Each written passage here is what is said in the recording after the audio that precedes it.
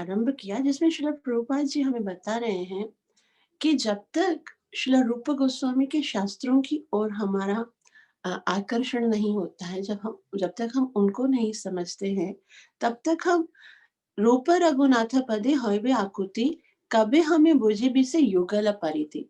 तो जब मैं गोस्वामियों के द्वारा प्रदत्त साहित्य को समझने के लिए उत्सुक होऊंगा, क्योंकि हमारा उद्देश्य क्या है? हमारा उद्देश्य है कृष्ण प्रेम की प्राप्ति। तो केवल ये खाली जान लेने से प्राप्ति नहीं हो जाएगी। उसके लिए प्रोसेस जो होगा वो हमें कहाँ से मिलेगा? तो यहाँ श्रील प्रभुपाद जी बताते हैं, जब इन गोस्वामियों के दिए हुए जो उपदेश हैं उनको ग्रहण करने की हृदय के अंदर उत्सुकता प्राप्त होगी ना, तभी हम अपने उद्देश्य के तभी मैं राधा कृष्ण के दिव्य प्रेम व्यवहार को समझने में समर्थ रहूंगा। तभी, और कोई तरीका नहीं लिखा है।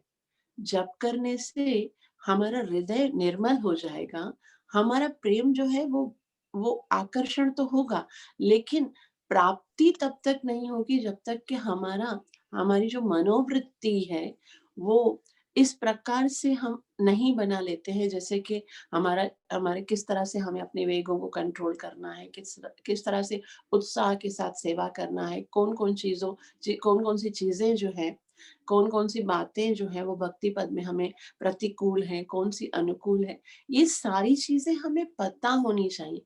केवल इतना पता हो जाना कि कृष्ण प्रेम प्राप्ति ही मेरे जीवन का उद्देश्य है, उससे काम नहीं चलेगा। इसलिए श्रील प्रभुपाद जी कहते हैं कि जब मैं गोस्वामियों के द्वारा प्रदत्त साहित्य को समझने के लिए उत्सुक होऊंगा, तभी मैं राधा कृष्ण के दिव्य प्रेम व्यवहार को समझने में समर्थ होऊंगा। और आगे श्री प्रभुपाद जी कहते हैं, श्री चैतन्य महाप्रभु का प्रादुर्भाव मानव समाज को कृष्ण विज्ञान का वरदान देने के लिए हुआ है। भगवान कृष्ण के समस्त कार्यकलापों में सबसे उत्कृष्ट क्या है? अब चैतन्य महाप्रभु क्यों उनका प्रादुर्भाव क्यों हुआ है?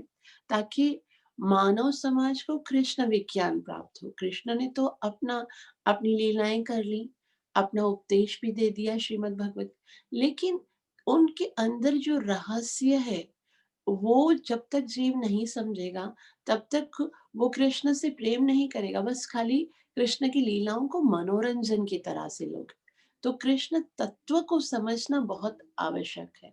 इसीलिए श्रील प्रभुपाद जी कहते हैं, विदाउट कृष्ण तत्व कृष्ण लीला इज अम्यूजिंग, बस एक मनोरंजन है।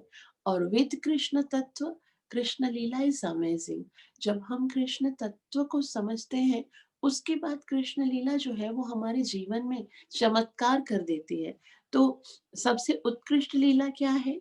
जितनी भी कृष्ण ने लीलाएं की हैं, तो श्रील प्रभुपाद जी कहते हैं उनके माधुर्य प्रेम की लीलाएं, जैसे रास लीला, गोपियों के साथ किस तरह से भगवान ने प्रेम का आदान प्रदान किया। श्री चैतन्य महाप्रभु गोपियों में सर्वश्रेष्ठ श्रीमती राधा रानी के भाव में प्रकट हुए। चैतन्य महाप्रभु कौन है? श्री कृष्ण चैतन्य, राधा कृष्ण नहीं अन्य।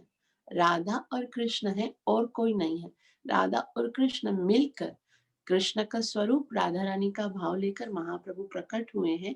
अतएव भाग्य भगवान चैतन्य महाप्रभु के जीवन कार्य को समझने तथा उनके पद चिन्हों का अनुगमन करने के लिए छह गोस्वामी स्वरूप गोस्वामी, रघुनाथ दास गोस्वामी, रघुनाथ भट्ट, गोपाल भट्ट और जीव गोस्वामी का अत्यंत गंभीरता पूर्वक अनुसरण करना चाहिए। तो श्रील प्रभुपाद जी बोलते हैं, यदि हम भगवान की इन प्रेममय लीलाओं को समझना चाहते हैं, तो चैतन्य महाप्रभु को समझना होगा। और चैतन्य महाप्रभु को समझने के लिए हमको इन षड गोस्वामियों का अनुसरण करना होगा। और वो भी किस तरह से? अत्यंत गंभीरता पूर्वक, बहुत ही ध्यान से इनके उपदेशों को हमें समझकर आगे उन्नति करना होगा। और श्रील रूप गोस्वामी सभी गोस्वामियों के नायक हैं। उन्होंने हमारे कार्यकलापों को मार्गदर्शन करने के लिए तथा अनुसरण हेतु हमें श्री उपदेश अमृत प्रदान किया है। क्यों नायक है? जैसे हम कल बात कर रहे थे कि हम प्रार्थना क्या करते हैं? श्री चैतन्य मनोभीष्टम स्थापितम येन भूतले स्वयं रूपः कदा मह्यं ददाति स्वपदान्तिकम्, कि चैतन्य महाप्रभु के मनोभाव को जिन्होंने जाना है, वैसे तो षड गोस्वामी ही चैतन्य महाप्रभु के मनोभाव को जानते हैं। क्या मनोभाव है? मनोभाव यही है कि इस पूरे संसार में कृष्ण प्रेम जो है उसको बाँटना है ना? पृथ्वी ते याचयत नगरादि ग्राम सर्वत्र प्रचार होए बे मेरा नाम। भगवान के नाम को, भगवान के प्रेम को, भगवान की सेवा भक्ति को पूरे संसार में बाँटना है। लेकिन इस मनोभाव को कि ये कृष्ण और राधा का जो ब्रज प्रेम है, उसको उसको वितरण करने का जो चैतन्य महाप्रभु के हृदय में जो भाव था, जैसे हम कल बात कर रहे थे, कि उन्होंने क्या किया था, श्रील रूप गोस्वामी जब भगवान श्री चैतन्य महाप्रभु ने जगन्नाथ जी का दर्शन किया, तो उनको जगन्नाथ जी नहीं दिख रहे थे, उनको तो कृष्ण ही दिख रहे थे। लेकिन कृष्ण कौन से स्वरूप में दिख रहे थे? उनको लग रहा था आज कृष्ण जो है अ, वो अ, द्वारिकाधीश के स्वरूप में, जहाँ पर कुरुक्षेत्र में भगवान को श्रीमती राधा रानी ने देखा था। 100 साल के बाद जब पुनर्मिलन हुआ था सूर्य ग्रहण के साथ समय पर, तो श्रीमती राधा रानी उनको देख कर कह रही थी, मतलब चैतन्य महाप्रभु बता रहे हैं कि वो ये वही कृष्ण है और मैं वही राधा हूँ। लेकिन वो जो प्रेम का आनंद है वो ये कुरुक्षेत्र में नहीं है। वो तो कहाँ पर होगा? ब्रज लीला, जब जब वृंदावन होगा, यमुना होगी, गोवर्धन होगा। तो यही भाव चैतन्य महाप्रभु का कब आता है? जब वो जगन्नाथपुरी में जगन्नाथ जी को देखते हैं और कहते हैं मैं वही राधा हूँ, तुम वही कृष्ण हो। मगर ये प्रेम का आस्वादन यहाँ नहीं आएगा जहाँ जो कुंज गलियाँ होंगी, यमुना में जो हमारे जो कुंज होंगे उसमें जो प्रेम का आदान, तो रूप गोस्वामी ने इसको लिख कर रख दिया था। और चैतन्य महाप्रभु ने जब देखा तो ये बोला, ये रूप मेरे हृदय की बात कैसे समझ जाता है। तो यहाँ श्री प्रभुपाद जी कहते हैं कि हमारे कार्यकलापों को मार्गदर्शन देने के लिए तथा अनुसरण हेतु कि हमको किस तरह से कृष्ण प्रेम में प्रगति करनी है, तो उसी को बताने के लिए श्रील रूप गोस्वामी ने उपदेश अमृत प्रदान किया है। जिस प्रकार चैतन्य महाप्रभु अपने पीछे शिक्षाष्टकम नाम के 8 श्लोकों को छोड़ गए थे, उसी तरह से रूप गोस्वामी ने हमें श्री उपदेश अमृत प्रदान किया, जिससे हम शुद्ध वैष्णव बन सके। तो यहाँ ये उपदेश अमृत इतना छोटा-सा लेकिन इतना महत्वपूर्ण शास्त्र है, जिसके लिए श्रील प्रभुपाद जी बोलते हैं यदि इसको समझ गए, तो हम बहुत सरलता से शुद्ध वैष्णव बन जाएँगे। तो जिस तरह श्रील चैतन्य महाप्रभु ने अपने अनुयायियों को, अपने ये षड गोस्वामियों को तो बहुत सारे शास्त्रों को लिखने के लिए उनको प्रेरित किया, लेकिन स्वयं क्या किया? सिर्फ 8 श्लोक जिनको हम शिक्षाष्टकम कह के नाम से जानते हैं, वो हमारे लिए छोड़े। लेकिन उसी तरह से ये 11 श्लोक से बना हुआ ये छोटा-सा शास्त्र है उपदेश अमृत। इसको पढ़ने से श्रील प्रभुपाद जी बोलते हैं, कोई शुद्ध वैष्णव बन सकता है। तो समस्त आध्यात्मिक कार्यों में मनुष्य का पहला कर्तव्य है अपने मन तथा इंद्रियों को वश में करना। हम जब तक ये 2 कार्य नहीं करते हैं, मन और इंद्रियाँ यदि भटकती रहती हैं, फिर हम कभी भी आध्यात्मिकता में उन्नति नहीं कर सकते हैं। सबसे पहला कार्य है मन और इंद्रियों को वश में करना। मन तथा इंद्रियों को वश में किए बिना कोई भी व्यक्ति आध्यात्मिक जीवन में प्रगति नहीं कर सकता। ये 2 काम तो हमें करने ही पड़ेंगे अगर हम आध्यात्मिक जीवन में प्रगति करना चाहते हैं। इस भौतिक जगत में प्रत्येक व्यक्ति रजोगुण तथा तमोगुण में लिप्त है। अब देखो, ये 2 जब तक गुण हम पर कंट्रोल किए होंगे, कौन-कौन से? रजोगुण और तमोगुण। रजोगुण से क्या उत्पन्न होता है? रजोगुण से आसक्ति उत्पन्न होती है, वस्तुओं को प्राप्त करने की इच्छा होती है, और तमोगुण में क्या? आलस्य, निद्रा, प्रमाद, ये सब उत्पन्न होता है। ये 2 गुण जब तक हम पर कंट्रोल करेंगे ना, तब तक हम मन और इंद्रियों पर कंट्रोल नहीं कर सकेंगे।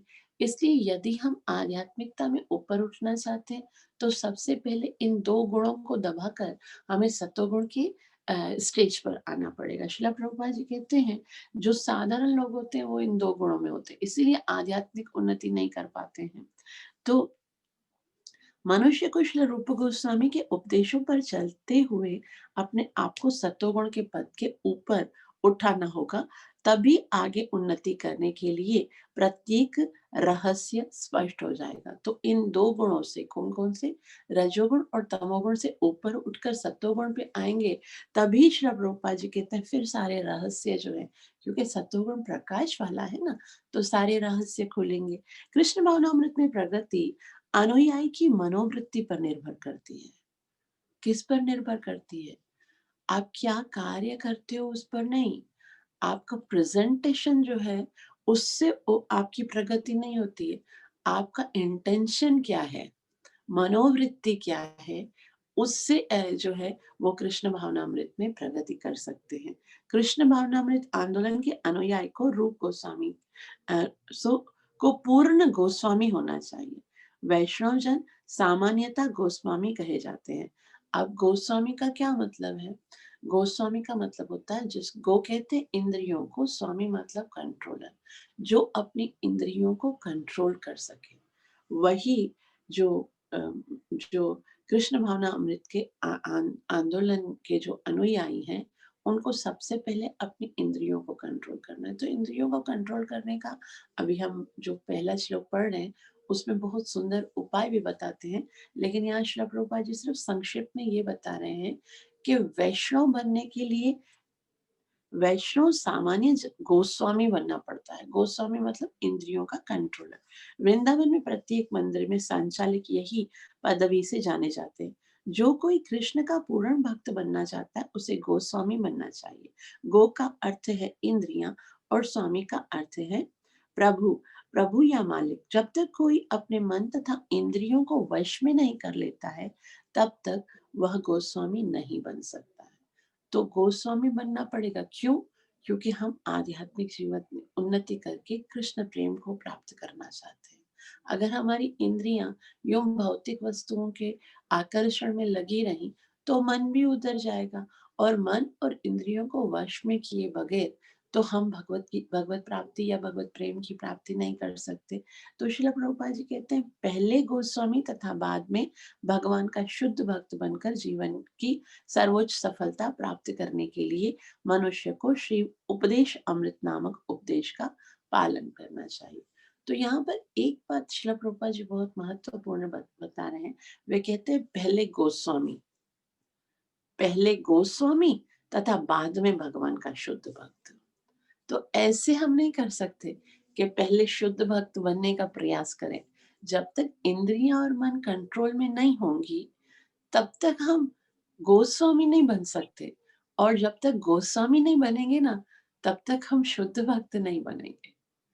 तो ये बहुत ही महत्वपूर्ण बात है कि भक्त बनने से पहले ही ये शास्त्र पढ़ के पहले इसके अनुसार क्या करना है, अपनी इंद्रियों को कंट्रोल करना है, मन को कंट्रोल करना है, उसके बाद शुद्ध भक्त बनेंगे, और सर्वोच्च जो जीवन की सफलता है उसको प्राप्त करने करने के लिए ये जो उपदेश अमृत है उसको पढ़ना पड़ेगा। श्रील प्रभुपाद जी कहते हैं, जिन्हें श्रील रूप गोस्वामी ने हमें दिया है, उन्होंने अनेकानेक पुस्तकें और भी लिखी हैं, यथा भक्ति रसामृत सिंधु, विदग्ध माधव तथा ललित माधव।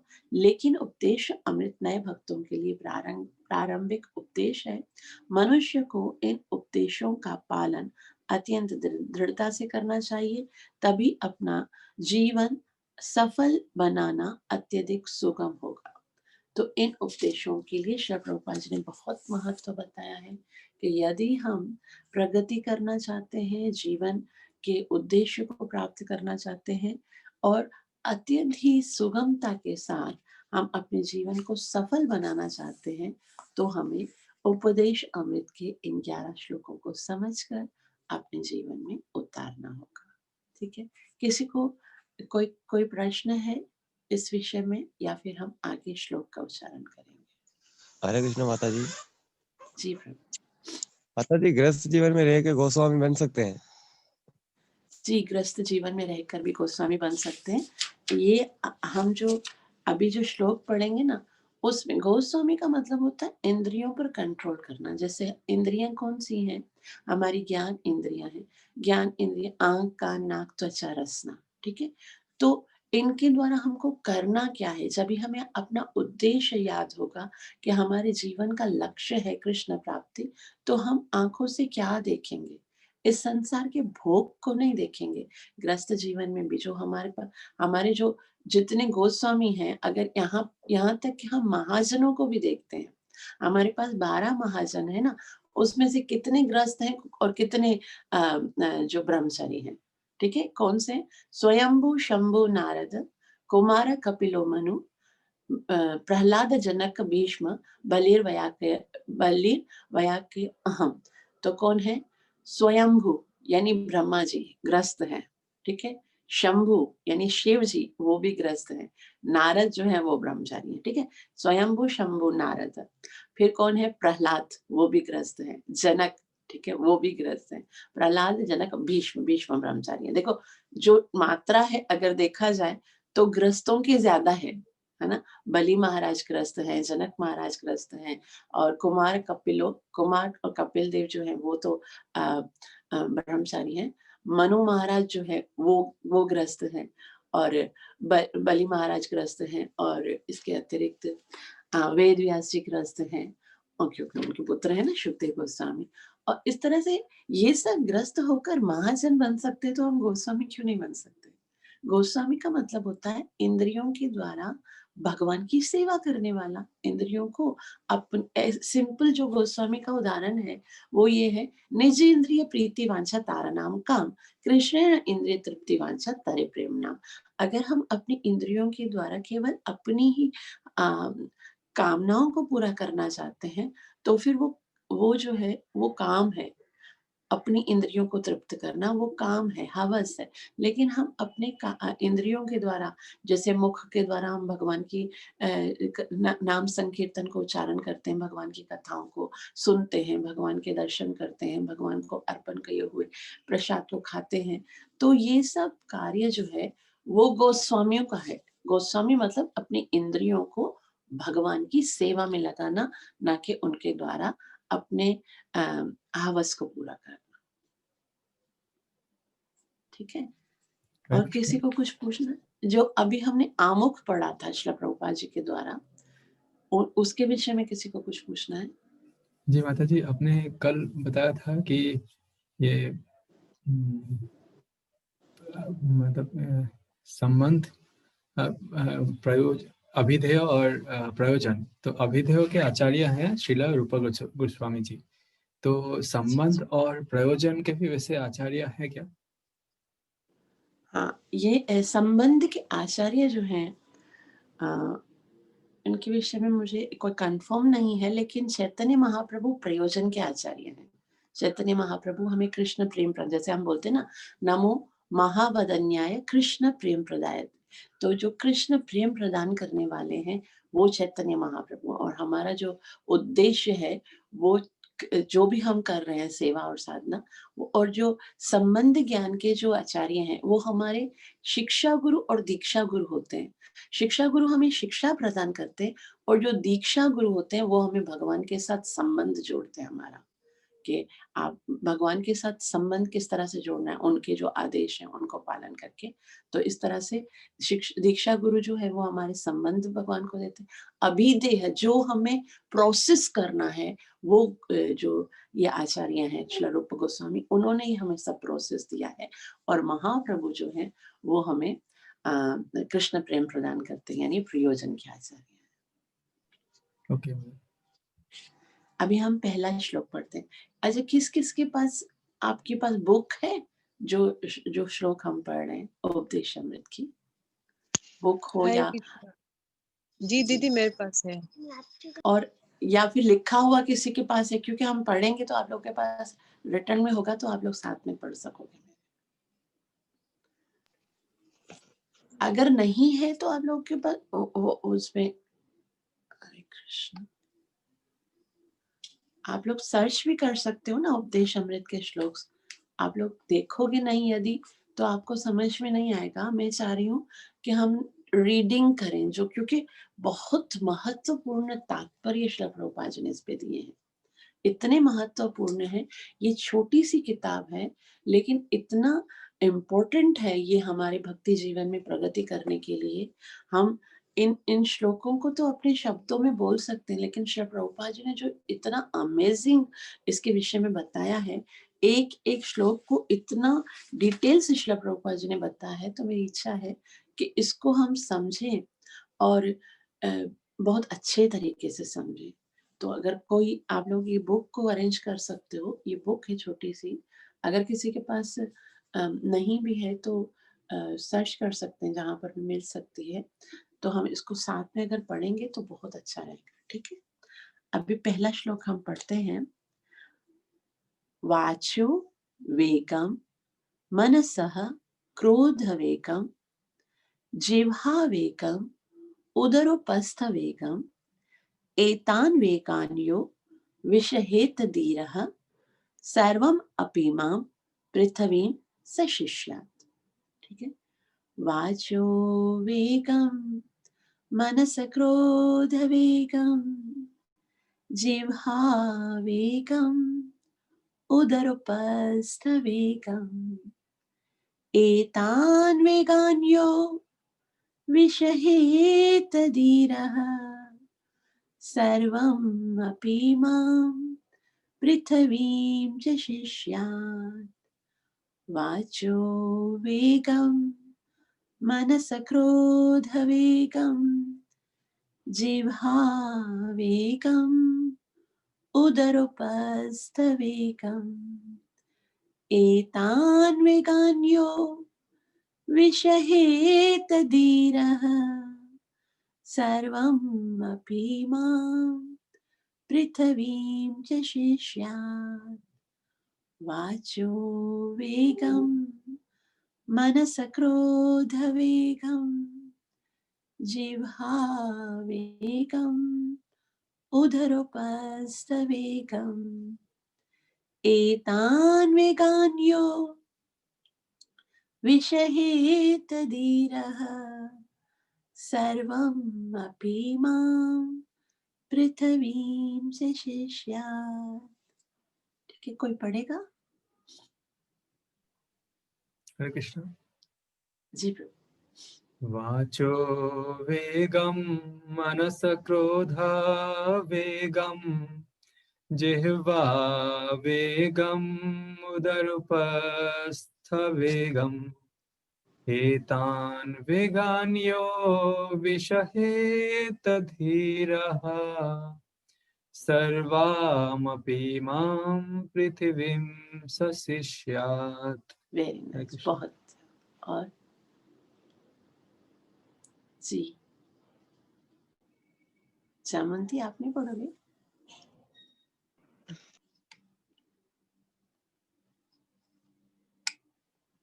बस और कोई पढ़ेगा? हरे कृष्ण दीदी मैं पढ़ रही हूँ। जी वाचो वेगम मनसा क्रोध वेगम जिह्वा वेगम उदरोपस्थ वेगम एतान् वेगान्यो विषहेत धीरः सर्वम् अपि मां पृथ्वीं सशिष्यात्। Very nice. और कोई पढ़ेगा? सपना, सपना माता जी हैं?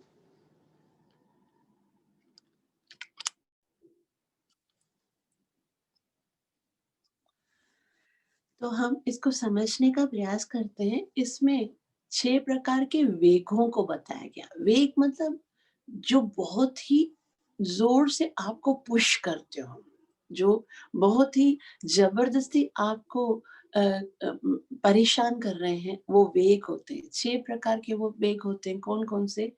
वाचो वेगम, वाचो मतलब वाणी का वेग होता है। जीव जो, और एक बात मैं आपको पहले बता दूँ कि ये सारे वेग जो है वो हर मनुष्य के अंदर है।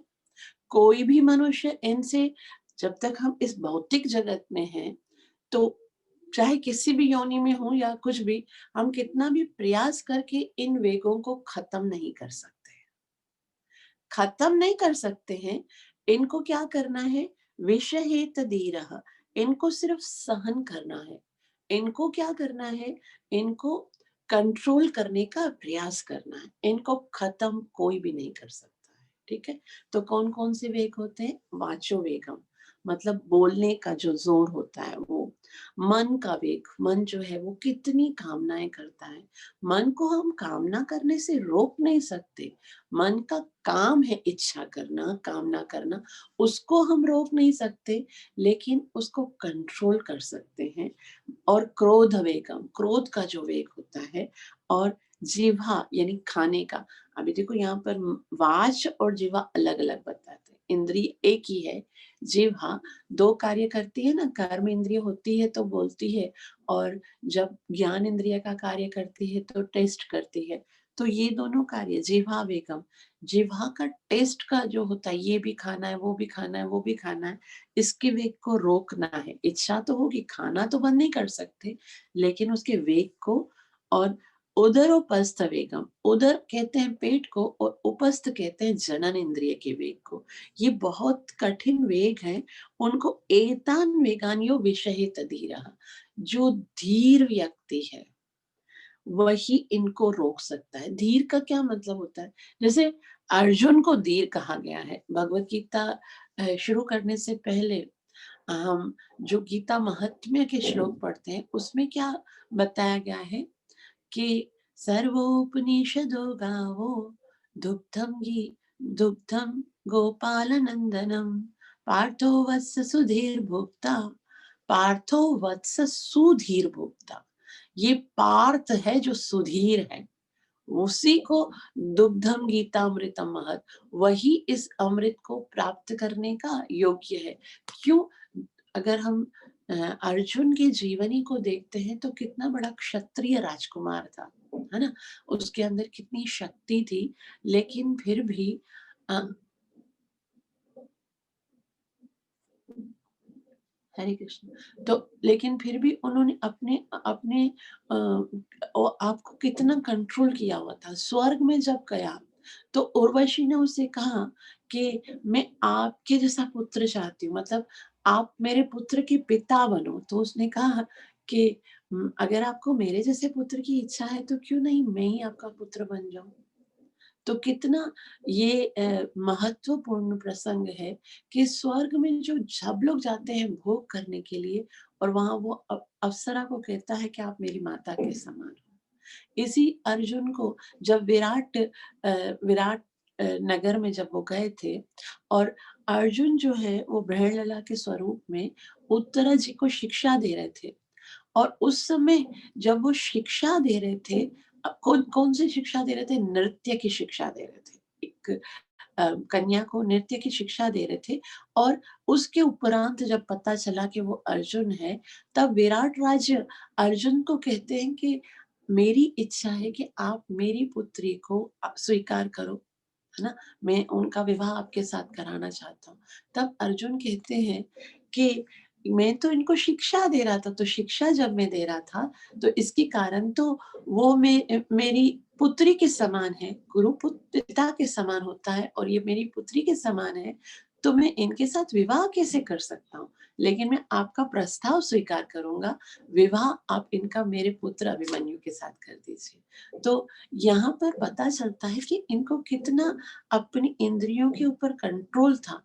तो इस तरह से यहाँ बताया जाता है, यो विषहित धीरः, जो इन इंद्रियों पर, जो अपने इन वेगों पर, वाचो यानी बोलने के वेग को, मन यानी मन की मांगों को, और क्रोध के वेग को, और जिह्वा के वेग को, अपने पेट की वेग को, और जनन इंद्रिय के वेग को जो रोक सकता है, एतान वेगान यो विषहित धीरः, जो कंट्रोल कर सकता है, वही सर्वम अपीमां पृथ्वीं च शिष्याम, वही इस पूरी पृथ्वी पर शिक्षा देने के योग्य है, गुरु बनने के योग्य है। तो हम देखते हैं श्रील प्रभुपाद जी के जीवन में, श्रील प्रभुपाद जी के जीवन में अगर हम देखें तो उन्होंने सबसे पहले तो 4 नियम जो हम पालन करते हैं, no wine, no meat eating, no gambling, और नो ही इलिसिट सेक्स। तो ये सारी चीजें पहले उन्होंने छोड़ दी। खाना और सोना बंद कर दिया, आहार निद्रा, आहार कितना अल्प आहार होता था उनका, और सोते कितना थे? बस 8 से 10 बजे तक 2 घंटे सोते थे, उसके बाद फिर राइटिंग का काम करते थे। तो ऐसे ही व्यक्ति जो हैं, वो इस संसार में गुरु बनने के योग्य हैं, जिनके जो कि अपने सारे इन वेगों को कंट्रोल करके केवल भगवान की सेवा करना ही जीवन का उद्देश्य बनाते हैं। वो और देखो श्रील प्रभुपाद जी के जीवन में हम देखिए पूरी पृथ्वी पर उन्होंने शिष्य बनाए, पूरी पृथ्वी पर। आज हम देखते हैं कोई जैसे चैतन्य महाप्रभु ने तो भविष्यवाणी कर दी, पृथ्वी ते याते यथ नगरादि ग्राम सर्वत्र प्रचार होइबे मोर नाम। एक दिन ऐसा आएगा जो पूरी पृथ्वी पर मेरे नाम का प्रचार करेगा। लेकिन ये जो भविष्यवाणी है वो सिद्ध की है श्रील प्रभुपाद जी ने। और ये इसीलिए ये जो श्रील प्रभुपाद जी के अंडर में रहकर हम जो इन शिक्षाओं को श्रवण कर रहे हैं, तो धीरे-धीरे हमारे अंदर भी वो क्वालिटीज़ आना शुरू होती है। क्योंकि जब हम सुनते हैं, तो हृदय में ये होता है कि हमको ऐसा करना है और फिर भगवान प्रेरणा देते हैं, भगवान सहायता करते हैं। गुरु महाराज का आदेश होता है, हमारा प्रयास होता है। हमारा प्रयास होता है कि हमको करना है, गुरु महाराज का आदेश होता है और भगवान की कृपा होती है। जब ये सब मिलते हैं, तो हम आध्यात्मिक जीवन में उन्नति करके हम भी जो है वो शिक्षा देने के योग्य बनते हैं। अभी हम क्या कर रहे हैं? अभी हम जस्ट प्रयास कर रहे हैं। जस्ट प्रयास का मतलब होता है जो ये शिक्षाएँ हैं, उनको समझने का, उनको फॉलो करने का हम खाली चेष्टा कर रहे हैं। तो क्या आदेश है? वह धीर व्यक्ति जो वाणी के वेग को, मन की मांगों को, क्रोध की क्रियाओं को तथा जीभ, उदर एवं जनन इंद्रियों के वेग को सहन कर सकता है, वह सारे संसार में शिष्य बनाने के लिए योग्य है। वही जो है वो शिष्य बना सकता है, जो इन सारे वेगों को रोकने का प्रयास करता है, जो रोकता है। अगर ये सारे वेग ही नहीं रुके हुए हैं या फिर इन पे कंट्रोल में है वो, हरे कृष्ण, तो फिर भला वो कैसे शिष्य बनाने के योग्य हो सकता है? तो हम देखते हैं आजकल कोई भी गुरु बन जाता है जो ये सारे वेगों को कंट्रोल भी नहीं करता है, जिसको पता भी नहीं है कौन-कौन से वेग हैं, क्रोध भी करते हैं, जो अपने जनन इंद्रिय उधर कुछ भी खा जाते हैं, ये भी खाओ, वो भी खाओ, लेकिन है ना, फिर भी वो क्या करते हैं, फिर भी वो गुरु बनते हैं, दीक्षा देते हैं। तो ऐसा ऐसा बताते हैं श्री रूप गोस्वामी कि आप तब तक गुरु बनने के योग्य ही नहीं हो, आचार्य तब तक कोई नहीं बनता है, जब तक कि वो अपने आचरण से नहीं सिखाता है। तो आचरण क्या होना चाहिए? इन 6 वेगों को रोकने का आचरण होना चाहिए। तो अब ये वाला श्लोक, इसके विषय में किसी को कुछ पूछना है?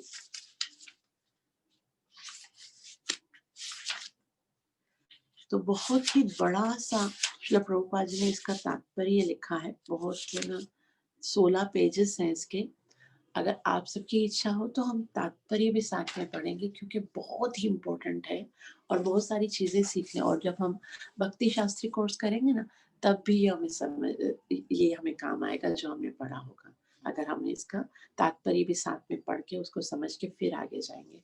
वरना ये 11 श्लोक तो मैं आपको 11 मिनट में सिखा सकती हूँ। खाली रीडिंग करना तो कोई बड़ी बात नहीं है। किसी को कुछ कहना है इसके विषय में? वरना हरे कृष्ण। आज हमारे जी। दीदी वो कल है ना आप सप्त दिवाली के बारे में बता रही थी, लेकिन 2 बताए थे फिर रह गए थे। हाँ, सप्तदी वाले हैं, आज भी रह जाएँगे। कल उनके बारे में बताते हैं। आप चैतन्य को बोलो कि है ना, वो श्लोक सुनाना चाह रहा है ना, सुनाओ उसको बोलो। ये चेतना हाँ? सुनाना चाहती वाला चेतना, चेतना लो। हाँ, बोलो, जोर से बोलो। वाचो वेगं मनसक्रोधवेगं जिह्वा वेगं उदरपस्थवेगं एतान् वेगान् विषेत धीरः सर्वम् अपि मां पृथिवीं शशिष्यात्। वेरी नाइस, बहुत अच्छी। ये हमारी छोटी-सी चेतना है, जिन्होंने इतना सुंदर से इस श्लोक को पढ़ा है। और कोई श्लोक को पढ़ना चाहता है? हमारे पास 1 ही मिनट है, क्योंकि हम कोई चीज़ शुरू नहीं कर सकते तो खत्म नहीं हो पाएगी। हरे किसी को कृष्णा पढ़ना है श्लोक? जी। दीदी कल है ना आपने बताया था जैसे भक्ति शास्त्री के जो आचार्य है वो रूप गोस्वामी है। आप कल है ना विग्रह के बारे में भी कुछ बता रही थी कि विग्रह के आचार्य पता नहीं क्या वर्ड कहा था तो वो आपने नहीं बताया था, मिस हो गया था। विग्रह के आचार्य नहीं, आचार्य तो नहीं बताया होगा शायद। जैसे मैंने ये बताया था विग्रह बने किस तरह से थे, पहले अलूप हो गए थे, फिर जो उत्तरा जी के जो नहीं, जो भगवान के परपोते, भगवान के परपोते थे जो, उन्होंने ये सारे विग्रह को बनाया था उत्तरा जी के जो अध्यक्ष में, और उनके साथ वो बता रही थी कि किस तरह से विग्रहों को स्थापित करना है। वो वाली बात पूछ रहे हो आप? नहीं दीदी मैं आपको सुन के फिर आपको बताऊंगी सही से क्या था। चलो ठीक है, कल डिस्कस करते हैं कोई भी बात, क्योंकि हमारे पास समय थोड़ा होता है और मुझे ये सारी चीज़ें करनी होती हैं, तो अगर कोई चीज़ रह जाती है, स्किप हो जाती है, तो आप लोग लिख सकते हो, ठीक है? आप सबका बहुत-बहुत आभार। अगर किसी को कुछ पूछना हो श्लोक के बारे में तो वो पूछ सकते हैं, अभी भी हमारे पास शायद 1 आध मिनट है। वरना फिर हम एक बार फिर से श्लोक को पढ़ेंगे, आप सब खोलिए और हम साथ में पढ़ते हैं। वाचो वेगं मनसक्रोधवेगं जिह्वावेगं उदरोपस्थवेगम् एतान् वेगान्यो विषहेत धीरः सर्वम् अपि मां पृथिवीं सशिष्यात्। वाचो वेगं मनसक्रोधवेगं जिह्वावेगं उदरोपस्थवेगम् एतान् वेगान्यो विषहेत धीरः सर्वम् अपि मां पृथिवीं सशिष्यात्। हरे कृष्ण कृष्ण कृष्ण हरे हरे, हरे राम राम राम हरे। आप सबका बहुत बहुत आभार। कृपया मेरे लिए प्रार्थना करना मत भूलिएगा, ताकि मैं अपनी सेवा और